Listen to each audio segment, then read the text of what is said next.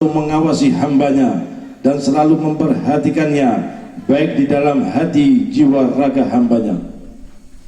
Wa qala Allah Ta'ala fil Qur'anil Azim, hafidhu ala salawati was salatil wusta wa qumu lillahi qanitin. Peliharalah semua salat 5 waktumu. Peliharalah semua solat 5 waktumu dan terutama solat wusta. Berdirilah untuk Allah di dalam solatmu dengan khusyuk. Wa qala Nabi, yang mana hadis Nabi sallallahu alaihi wasallam mengatakan, wa an Jabir radhiyallahu anhu qala, sami'tu Rasulullah sallallahu alaihi wasallam yaqul, inna bainar rajuli wa bainasy syirki wal kufri tarkas salah. Rawahu Muslim. Dari Sayyidina Jabir, saya telah mendengar Rasulullah sallallahu alaihi wasallam bersabda, sesungguhnya batas yang memisahkan seorang itu syirik atau kufur adalah meninggalkan sholat. Maka berhati-hatilah terhadap sholat. Yang mana Rasulullah telah bersabda pula, wa an Buraidah radhiyallahu anil Nabi sallallahu alaihi wasallam qala, al-ahdu alladhi bainana wa bainahum as-salah faman tarakaha faqad kafar. Rawahu Tirmidzi. Dari Buraidah, yang mana dari Nabi sallallahu alaihi wasallam bersabda, ikatan janji antara kami dengan mereka adalah salat. Barang siapa meninggalkannya berarti kafir. Sungguh ini adalah perintah yang amat besar dan maha penting yang harus kita ketahui setelah kita mentauhidkan Allah dan mengakui Nabi Muhammad adalah Rasulullah. Ajaklah, wahai saudaraku, ajaklah keluarga kita untuk selalu menjaga salat. Jangan biarkan anak istri kita berdalih untuk bermalas-malasan, apalagi meniadakan salat. Bertaubatlah wahai saudara-saudaraku, bila ingat masih ada khilafan atau melupakan salat, maka wajib saat inilah untuk mengqadanya. Yang mana wasiat kedua, Al-Imam Ali bin Muhammad Al-Habsyi berwasiat, dan perlu diketahui, orang yang mendirikan ibadah salat, orang yang mendirikan berpuasa dan menunaikan haji tetapi belum mengeluarkan zakat, maka Allah tidak akan menerima amal ibadah tersebut. Maka tunaikanlah zakat. Bila ada yang belum atau lupa, maka wajib saat inilah untuk segera mengqadanya. Orang yang mengeluarkan zakat harus memenuhi tata tertib dan sopan santun. Di antaranya berlapang dada saat mengeluarkan zakat, bermuka manis, dan tidak mengharapkan pujian kecuali dari Allah Subhanahu wa ta'ala. Perlu juga diingat wahai saudara-saudaraku, hendaklah memperbanyak melakukan sedekah yang lebih baik dengan cara sir atau rahasia. Bersedekah akan mengangkat derajat kita baik di dunia maupun di akhirat. An Abi Hurairah radhiyallahu anhu anin Nabi sallallahu alaihi wasallam qala, sab'atun yudhilluhumullah fi dhillihi yawma la dhilla illa dhilluh. Wa dzakara al-hadits wa fihi wa rajulun tasaddaqa bi sadaqatin fa akhfaha hatta la ta'lama shimaluhu wa la tunfiqu bi yaminuh. Muttafaqun alaih. Yang mana dari Abi Hurairah bahwa Rasulullah sallallahu alaihi wasallam bersabda, 7 macam orang yang akan dilindungi Allah pada hari yang tidak ada lindungan kecuali lindungan Allah. Kemudian ia menyebutkan di antara hadis di dalamnya, orang yang bersedekah dengan sedekah yang ia tutupi sehingga tangan yang kiri tidak mengetahui apa yang dikeluarkan oleh tangan yang kanan. Hal ini sering dilupakan, padahal sedekah akan melipatkan ganda atau ganjaran pahala yang tidak diketahui oleh hambanya. Perbanyaklah sedekah, lebih-lebih pada kerabat dan keluarga kita yang sangat membutuhkannya. Wasiat yang ketiga, Al-Arif Billah Al-Habibuna Ali bin Muhammad Al-Habsyi berwasiat, wahai saudara-saudaraku sekalian, perbanyaklah menelaah Al-Quran dan ahaditsin Nabi SAW dengan disertai adab-adabnya secara lahir maupun batin, serta memahami rahasia-rahasia yang terkandung di dalamnya. Hal ini tidak akan didapat kecuali duduk bersama orang-orang arifin billah dan para ulama. Wasiat yang keempat, wahai saudara-saudaraku, jadikanlah seluruh waktumu untuk belajar dan mengajar, karena aku melihat pada saat ini banyak yang melanggar agama, banyak yang bermaksiat dan lupa atas perintah agama. Ini karena tidak adanya ilmu pada diri mereka, kosongnya ilmu pada keluarga mereka, dan kosongnya ulama yang mau datang memberi pelajaran dan mengingatkan akan hal itu. Aku melihat, kata Al-Habib Ali, aku melihat pada saat ini tidak ada seorang pun yang peduli atas pentingnya ilmu agama, dan tidak ada seorang pun yang mau membantu sarana belajar mengajar. Mata mereka hanya tertuju pada dunia dan mengumpulkan harta sebanyak-banyaknya. Mereka terpukau oleh gemerlapnya dunia, padahal itu semua sebab adanya hisab, sebab adanya amarah Allah subhanahu wa ta'ala, dan itu semua azab akibatnya. Selama masih berlumuran dengan cinta dunia, maka syaitan akan selalu dan senantiasa memperdayakan dan menjadikannya sebagai budaknya dan sebagai budak dunia. Wa qala Rasulullah, yang mana sering kita mendengar cinta dunia adalah pokok pangkal kesesatan. Yang mana wasiat kelima, Al-Imam Al-Habib Ali berwasiat, didiklah putra putri saudara, didiklah putra putri saudara dengan pendidikan akhlak, dengan adab-adab Rasulullah. Kenalkanlah mereka kepada Rasulullah, siapa Rasulullah, bagaimana akhlak Rasulullah, dan kenalkan kepada anak-anak kita, putra putri saudara, siapa para sahabat Rasulullah. Karenanya lah Al-Quran dan hadis Nabi dapat tersusun dengan rapi. Ini semua sudah aturan Allah, sudah kehendaknya. Sungguh sekarang ini telah tampak merosotnya akhlak, hilangnya adab. Yang tua tidak mengasihi yang muda, yang muda tidak menghormati yang tua, yang pandai membodohi yang jahil tidak mau dinasihati yang tua.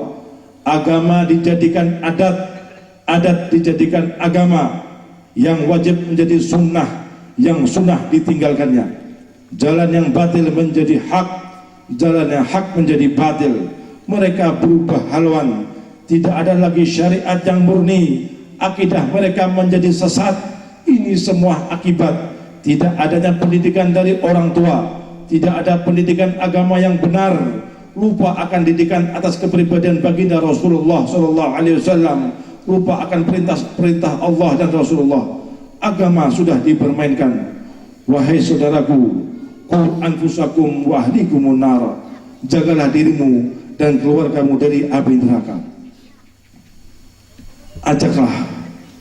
Ajaklah anak-anak, istri dan famili kalian untuk duduk bersama para salihin, duduk dengan para habaib, dan jagalah mereka untuk selalu takwa dan wara.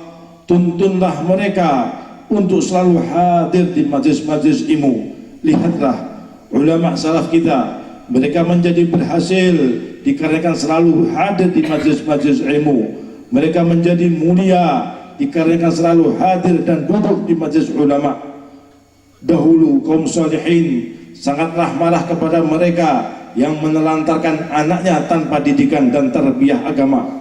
Bahkan mereka kaum salihin menggolongkan orang yang menelantarkan anaknya mati dalam keadaan su'ul khatimah. Allahumma inna na'udzubika min hadhil a'mal wa min halatil qabihah. Yang mana wasiat ke-6, Al-Imam Al-Habibana Ali bin Muhammad bin Husain Al-Habsyi berwasiat agar berbakti kepada kedua orang tua, karena hak mereka amatlah agung bagi anak-anaknya. Wa qala Allah Ta'ala, wa qadha rabbuka alla ta'budu illa iyyah wa bil walidaini ihsana imma yablughanna 'indaka al-kibara ahaduhuma aw kilahuma fala taqul lahumā uffin wa la tanharhuma wa qul lahuma qawlan karima. Dan Allah Tuhanmu telah memerintahkan supaya kamu jangan menyembah selain Dia, dan hendaklah kamu bertaubat baik kepada ibu bapak, berbuat baik kepada ibu bapakmu, dan hendaklah kamu berbuat baik kepada ibu bapakmu dengan sebaik-baiknya. Jika salah satu seorang di antara keduanya atau keduanya sampai berumur lanjut, maka sekali-kali janganlah kamu mengatakan kepada keduanya perkataan dan janganlah kamu membentak mereka. Ucapkanlah kepada mereka perkataan yang mulia. Wa qala aidan wa wasaina al-insan liwalidayhi hamalathu ummuhu wahnan ala wahnin wa fisaluhu fi amai an ishkur li walidayka ilayya al-masir. Dan kami perintahkan kepada manusia, berbuatlah baik kepada dua orang tuanya. Ibunya telah mengandung dalam keadaan lemah dan bertambah lemah, dan menyapehnya dalam 2 tahun. Bersyukurlah kepadaku dan kepada ibu bapakmu, hanya kepadakulah kembalimu. Wa qala Rasulullah sallallahu alaihi wasallam, ridallah fi ridal walidain wa sakhatuhu fi sakhatil walidain. Ridha Allah bergantung kepada ridha kedua orang tua, dan murka Allah bergantung pula pada murka kedua orang tua. Yang mana di dalam hadis qudsi Allah berfirman, barang siapa di suatu hari ia mencari ridha kedua orang tuanya, tetapi di hari itu ia membuatku murka, maka aku ridha kepadanya. Diulang, barang siapa di suatu hari mencari ridha kedua orang tuanya, tapi dia di hari itu membuat aku murka, maka aku ridha kepadanya. Dan barang siapa di suatu hari ia mencari ridhaku, tetapi membuat orang tuanya murka, maka aku pun murka kepadanya. Lalu Al-Imam Al-Habib Ali berkata, andaikan aku masih dapat menjumpai satu dari kedua orang tuaku, maka aku serahkan seluruh jiwa dan hartaku untuknya. Ketika ibuku masih hidup, aku tidak pernah merasa punya harta, aku tidak pernah merasa punya jiwa, karena harta dan jiwaku adalah miliknya. Demi Allah Azza wa Jalla, kalau seandainya ibuku ingin menjualku ke pasar, maka aku akan mengaku kepada orang-orang yang ada di pasar bahwa aku adalah budaknya. Yang mana Al-Imam Ahmad Ibn Hanbal berkata kepada berbakti kepada kedua orang tua dapat menghapus dosa. Pada satu saat Al-Imam Ali Ibn Sayyidil Husain, yang mana cucu baginda Rasulullah, pernah ditanya oleh seseorang, wahai Sayyid, engkau ini adalah seorang yang baik budi pekerti di negeri ini, lalu kenapa engkau tidak pernah makan bersama dengan ibumu dalam satu hidangan? Sehingga Sayyid Ali menjawab, aku khawatir tanganku lebih dahulu mengambil makanan yang diinginkan oleh ibuku, sehingga aku menjadi anak yang durhaka kepadanya. Banyak sekali di zaman ini seorang anak lupa atas orang tuanya. Ada kalanya anak berpakaian taat tetapi berhati maksiat. Ada kalanya anak berakhlak sopan tapi berhati busuk. Pada satu saat ada seseorang anak yang mulia berkedudukannya di dunia, suka menguasai ilmu, tetapi sering berkeluh enggan kepada kedua orang tuanya. Ketika disuruh mengantar ke suatu tempat, dia selalu berkata, merepotkan. Ketika diberi petunjuk oleh orang tuanya, dia selalu berkata, ini pikiran kuno, ini zaman canggih. Ketika diberi nasihat oleh orang tuanya, dia selalu mengatakan enggan mendengarkan. Aku sudah tahu semuanya karena aku sudah pandai. Maka murka Allah jatuh kepada anak tersebut dan akan tercatat sebagai anak yang durhaka. Wa qala Rasulullah sallallahu alaihi wasallam, la targhabu an abaikum faman raghiba an abihi faqad kafar. Rawahul Bukhari. Janganlah kalian membenci bapak-bapak kalian. Barang siapa yang membencinya, maka kafirlah ia. Semoga Allah menjadikan kita anak yang berbakti kepada kedua orang tua. Yang mana wasiat ketujuh, jagalah silaturahmi.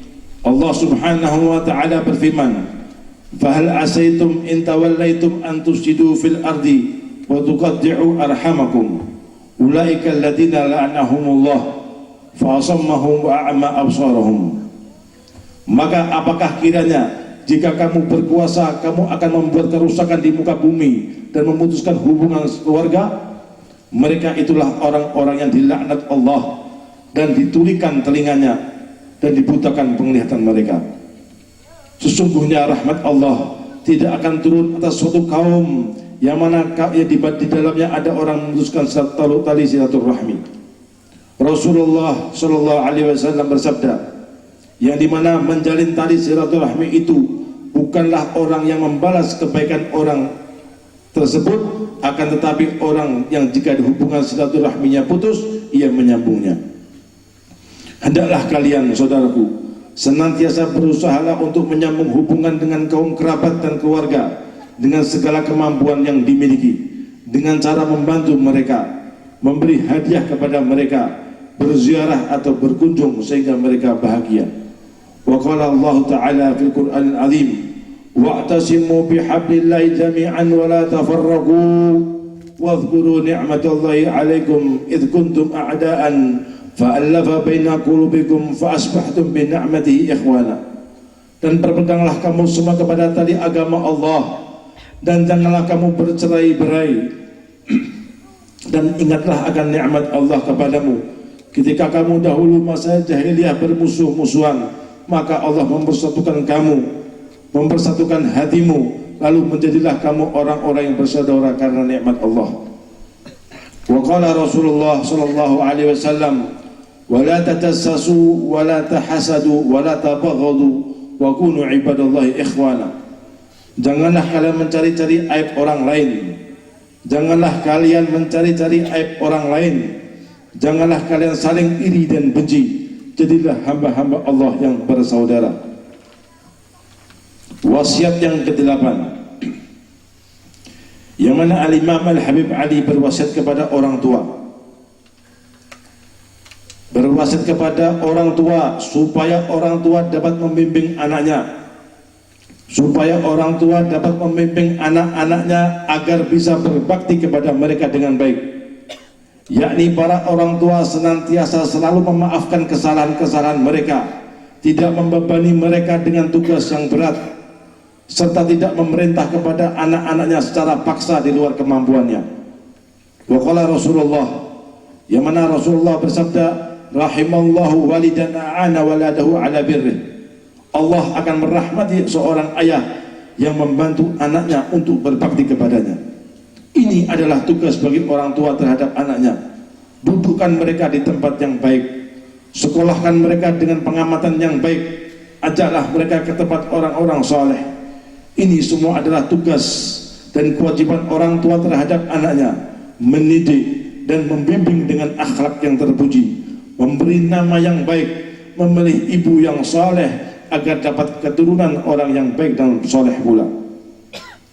Yang mana wasiat ke-9, Al-Imam Ali bin Muhammad Al-Habsyi berwasiat agar kalian berbuat baik kepada istri dan anak-anak kalian dan memaafkan segala kekurangan mereka, karena mereka juga amanah yang harus dibina dengan baik oleh kalian. Wa qala Rasulullah sallallahu alaihi wasallam, khiyarukum khairukum li nisaihim, wa qala aidan khairukum khairukum li ahlihi wa ana khairukum li ahli. Orang yang terbaik di antara kalian adalah orang yang paling baik terhadap istrinya, dan sebaik-baik kalian adalah orang yang paling baik terhadap istrinya, dan akulah orang yang paling baik terhadap istriku. Hak seorang suami atas istrinya sangatlah besar. Kalau si istri menunaikan haknya dengan baik, akan mendapatkan pahala dan ganjaran yang agung. Sedangkan bila mengabaikannya, maka ia mendapat dosa dan azab yang pedih. Wa qala Rasulullah sallallahu alaihi wasallam, "Law amartu ahadan an yasjuda li ahadin la amartu imra'ata an tasjuda li zawjiha."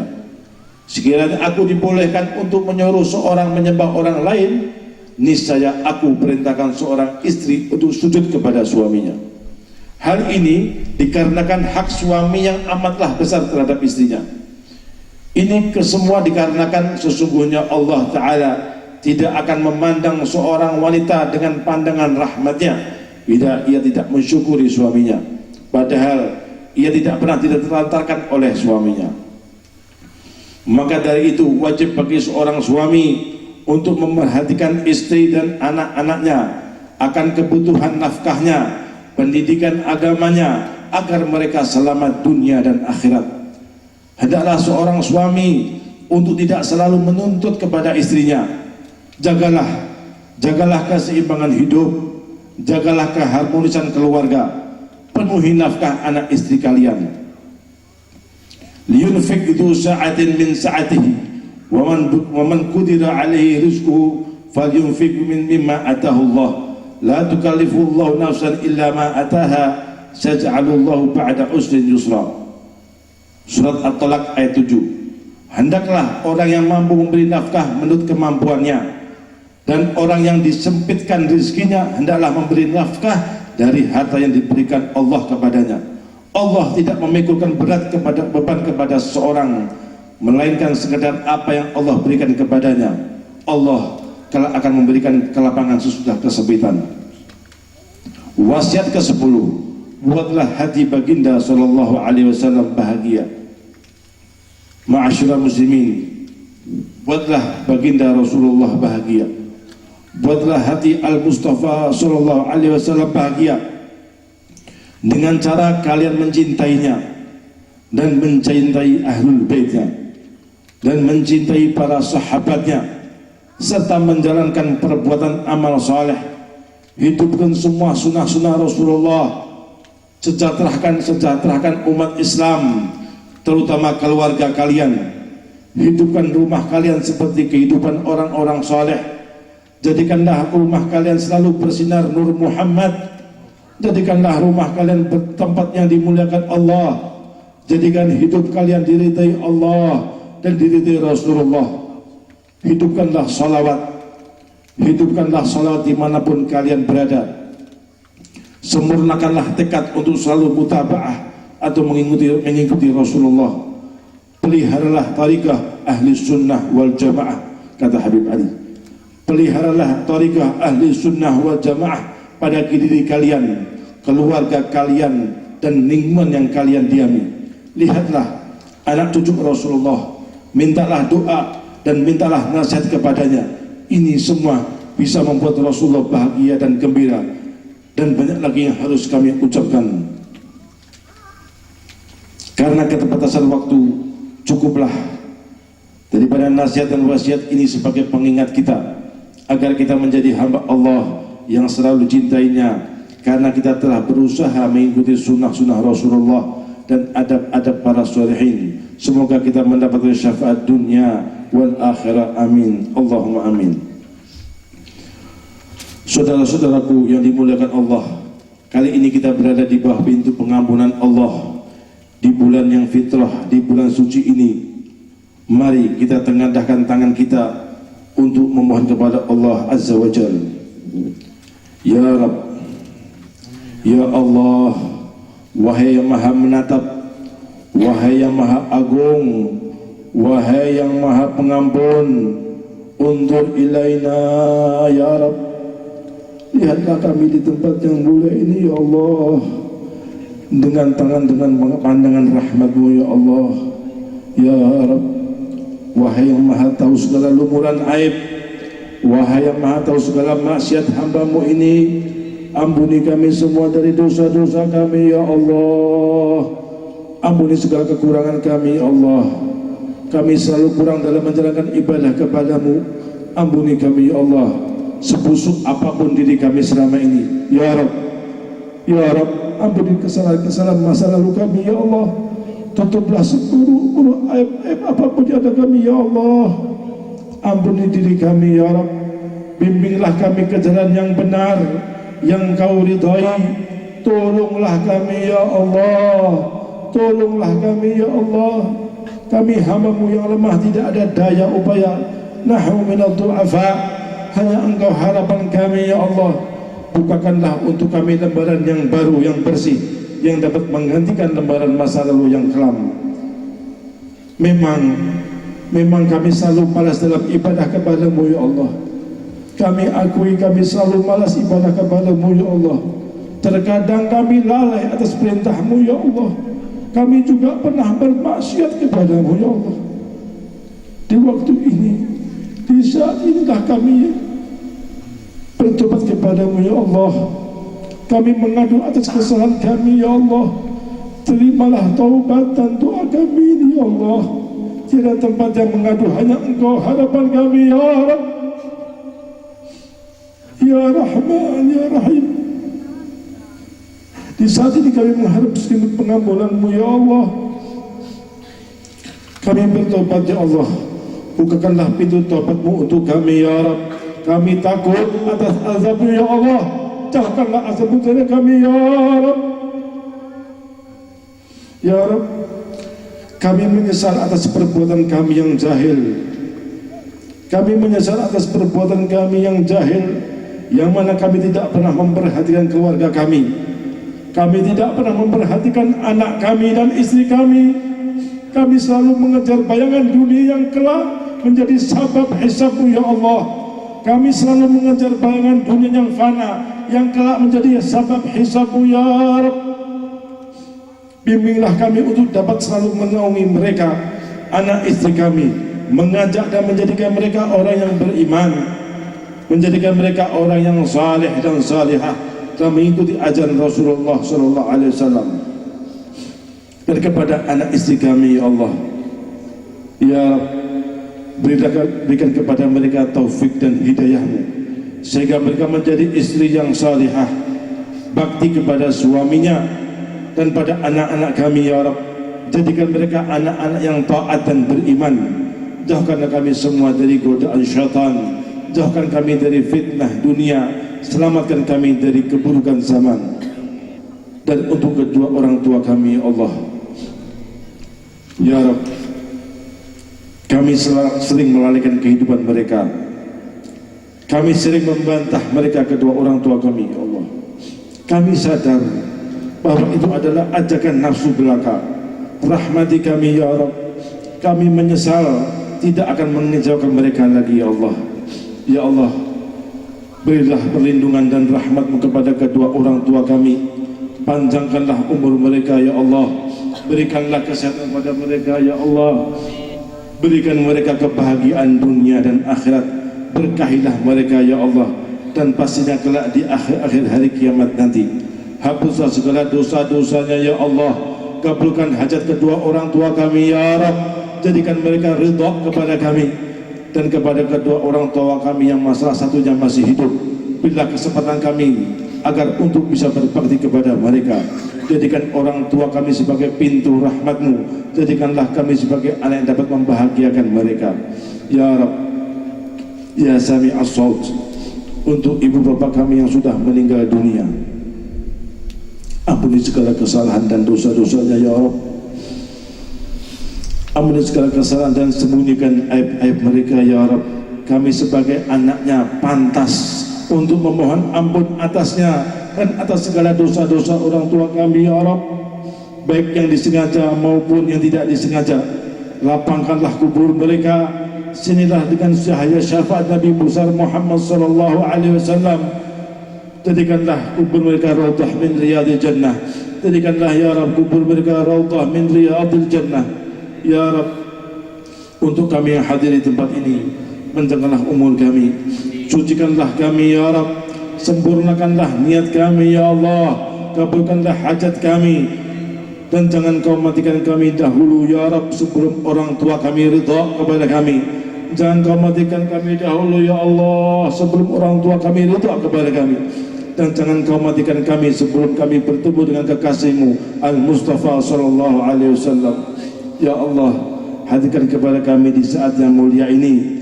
Hadirkan kepada kami di saat yang mulia ini ya Rabb Ruhul Mustafa sallallahu alaihi wasallam. Hadirkan kepada